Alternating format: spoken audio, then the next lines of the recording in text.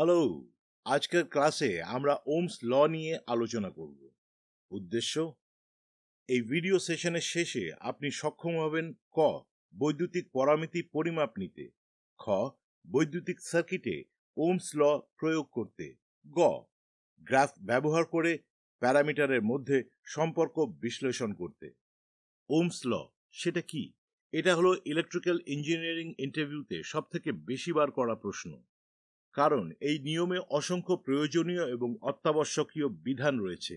এটি বৈদ্যুতিক ইঞ্জিনিয়ারিং এর মৌলিক নিয়মের প্রতিনিধিত্ব করে। ইলেকট্রিক্যাল ইঞ্জিনিয়ারিং এর সমস্ত টেকনিক্যাল বিষয় ওমস ল এর সাথে জড়িত।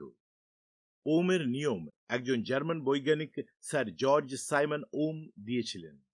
তিনি মৌলিক বৈদ্যুতিক পরামিতি যেমন ভোল্টেজ, কারেন্ট এবং রেসিস্ট্যান্সের মধ্যে সম্পর্ক দেখিয়েছেন।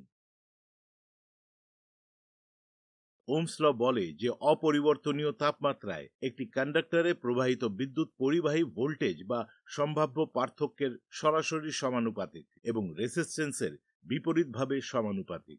I is equal to V by R। Case 1, প্রথমে ভোল্টেজ এবং কারেন্ট নিয়ে আলোচনা করা যাক। ওমস ল অনুযায়ী ভোল্টেজ সরাসরি কারেন্টের সমানুপাতিক। V is proportional to I। Voltage বাড়লে কারেন্টও বাড়বে, আর ভোল্টেজ কমলে কারেন্টও কমবে। মানে সহজ কথায় ভোল্টেজ আর কারেন্ট বন্ধুর মতো। কেস 2, আসুন কারেন্ট আর রেসিস্ট্যান্স সম্পর্কে কথা বলি। ওমের নিয়ম অনুযায়ী কারেন্ট প্রতিরোধের বিপরীত সমানুপাতিক। যদি প্রতিরোধ ক্ষমতা বাড়ে, কারেন্ট কম হবে।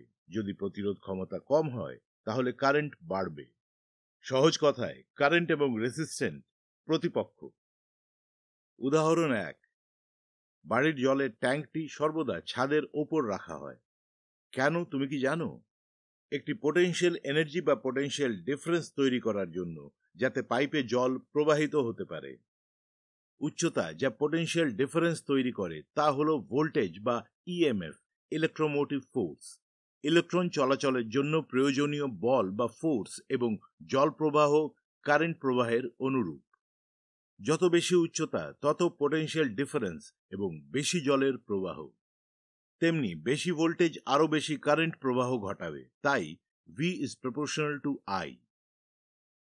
উদাহরণ 2, পোটেনশিয়াল এনার্জির কারণে স্যান্ড টাইম ক্লকের মধ্যে ওপরের থেকে নিচের কাচের ছোট ছিদ্রের মাধ্যমে বালির একটি নিয়ন্ত্রিত প্রবাহ হতে দেয়। এখানে বিবেচনা করুন, পোটেনশিয়াল এনার্জি হলো ভোল্টেজ, বালি হলো কারেন্ট প্রবাহ এবং ছোট ছিদ্র হলো রেসিস্ট্যান্স। টাইমারের ছোট ছিদ্র বালির প্রবাহকে কমিয়ে দেয়, একইভাবে রেসিস্ট্যান্স কন্ডাক্টরের কারেন্ট প্রবাহকে কমিয়ে দেয়। রেসিস্ট্যান্স হলো কন্ডাক্টরের গুণ যা কারেন্ট প্রবাহের বিরোধিতা করে। ছোট প্রতিরোধ ক্ষমতা থাকার কারণে রূপো হলো বিদ্যুতের সর্বোত্তম পরিবাহী। ইউনিট কি? আপনি যদি মুদির দোকানে চিনি কিনতে যান, দোকানদার আপনাকে জিজ্ঞাসা করবে আপনার কত পরিমাণ প্রয়োজন। তারপর আপনাকে গ্রাম বা কিলোগ্রাম ইত্যাদি বলতে হবে। এক্ষেত্রে গ্রাম বা কেজি বলতে চিনির পরিমাণ বোঝায়। একইভাবে বৈদ্যুতিক প্যারামিটারগুলিরও নিজস্ব ইউনিট রয়েছে। 1, ভোল্টেজের ইউনিট ভোল্ট এবং ভি অথবা ই অক্ষর দ্বারা চিহ্নিত করা হয়। 2, কারেন্টের ইউনিট অ্যাম্পিয়ার এবং আই অক্ষর দ্বারা চিহ্নিত করা হয়। 3, রেসিস্ট্যান্সের ইউনিট হলো ওম এবং আর অক্ষর দ্বারা চিহ্নিত করা হয়। Parameter voltage units volt, V অথবা ই অক্ষর দ্বারা চিহ্নিত। Current ampere, I.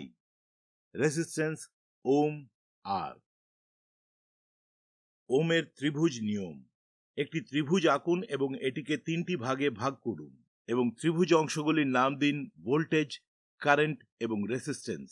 তাদের অক্ষরগুলি বর্ণানুক্রমিক ক্রমে ই অথবা ভি, আই এবং আর হিসেবে হবে। যেমন ভোল্টেজের জন্য ই। সার্কিটে ভোল্টেজ খুঁজে পেতে ই অক্ষরটি ঢেকে দিন। আপনি পাবেন V is equal to I R. I খুঁজে বের করতে ত্রিভুজ থেকে আই ঢেকে দিন। আপনি পাবেন I is equal to V by R. গ, আর খুঁজতে ত্রিভুজ থেকে আর ঢেকে দিন। আপনি R is equal to V by I পাবেন। আসুন সহজ সার্কিটগুলি সমাধান করি।